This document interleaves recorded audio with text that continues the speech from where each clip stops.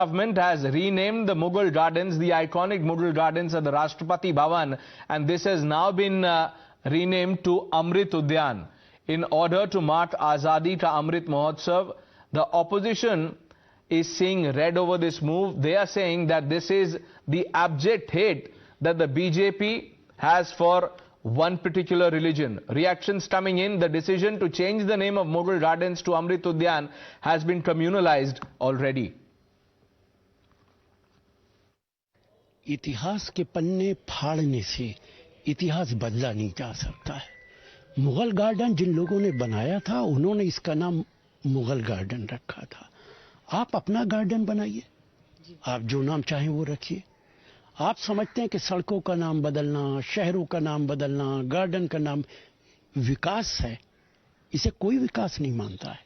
ये दुर्भाग्यपूर्ण है। राष्ट्रपति भवन आज भी हमारा राष्ट्रपति उसमें रह रहा है, क्या आप उसको डिमोलिश करेंगे? प्राइम मिनिस्टर जिस घर में रह रहे हैं वो अंग्रेजों ने बनाया था, क्या उसे डिमोलिश करेंगे? क्या आप लाल किले का नाम बदलेंगे, ताजमहल का नाम बदलेंगे? और इस बीजेपी से कोई उम्मीद भी नहीं है, नाम बदल भी सकते हैं। अब वो यही समझते हैं कि नाम बदलना ही बड़ा काम है। This has got no significance. Ultimately, when you're not able to give something credible and offer something credible to the people of the country at large, then you try to divert attention by doing all this PR stunt. All this doesn't work and help in the long run. If they want to believe in all this and keep changing names and rebrand stuff and launch it in a new way, let them go ahead and do. But it doesn't help the people in any way. More reactions coming in, breaking inputs coming in as we speak. The BJP welcoming the move and also taking pot shots at the opposition. The latest is this tweet by Swatendra Dev Singh, who is a minister in the Yogi cabinet. He says, Mughal Garden is now Amrit Udyan. This is the power of each of your votes.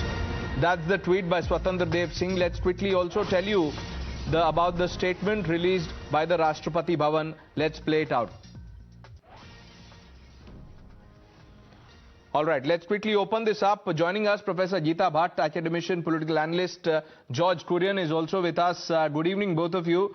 Mr. Kurian, what is the problem if the name has been changed? Is Amrit Udyan not correct? Not sounding good? What is it? Well, Pranesh, it's not about how the name is sounding or whether it's good or bad.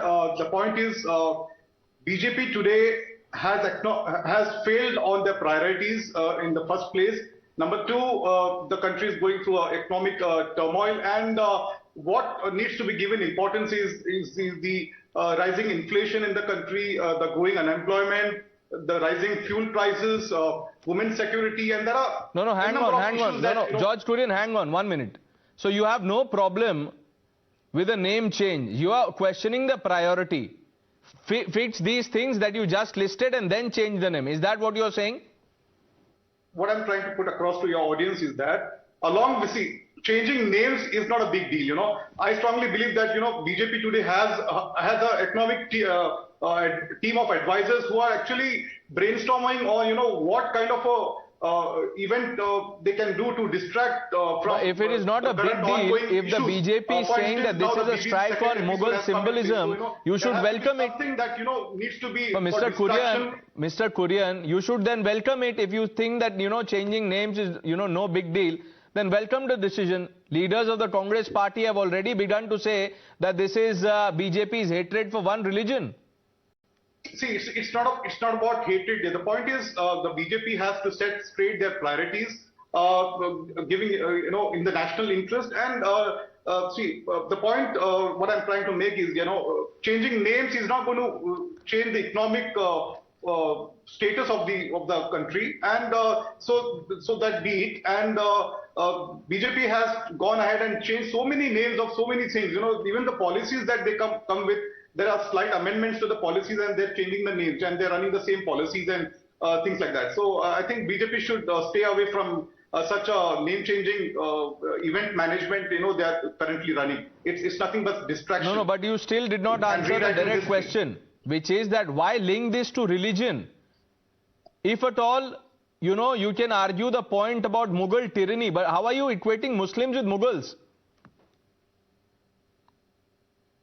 see, Mughals were there and they had built the garden. So, it goes to show that, they're trying to link to the Muslim community, because we all know that, BJP has the agenda of making India the Hindu Rashtra. So these are nothing but, attempt to rewrite history, and I don't think they will be successful in it. Okay, how will changing the name of Mughal Gardens, Professor Geeta Bhatt, help the BJP in achieving its agenda, like George Kurian is saying, of making India Hindu Rashtra? His words, not mine. Well, you see, first of all, the changing of this name is something which needs to be welcomed, and it is basically connecting to the roots, to the indigenous culture of this land at a time when we are celebrating Azadi ka Amrit Mahotsav, and as we move towards the 100th Independence Day, and this whole period of 25 years is being called as the Amrit Kal. One needs to understand that, first of all, this name was given by the architect who had actually designed these gardens, Edward Lettons.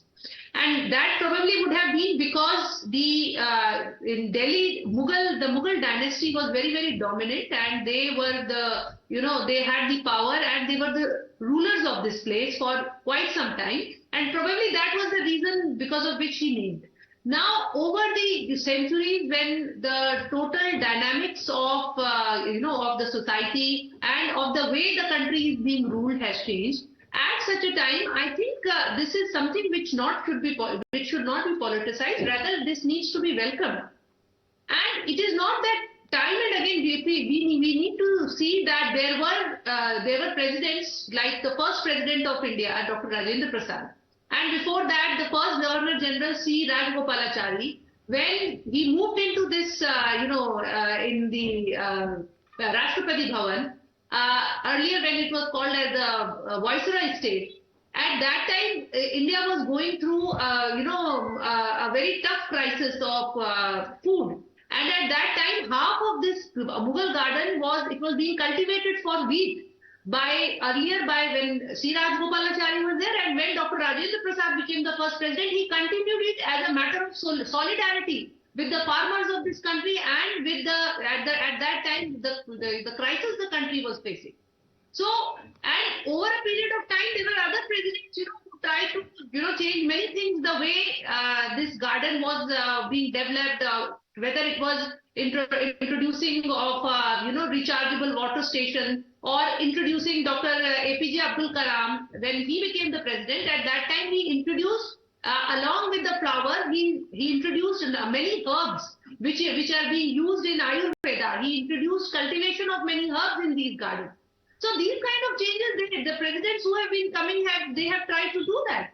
Now this is something which I think is totally in sync with the civilizational values of this country, and it has nothing to do with the one particular dynasty. What it has to do with the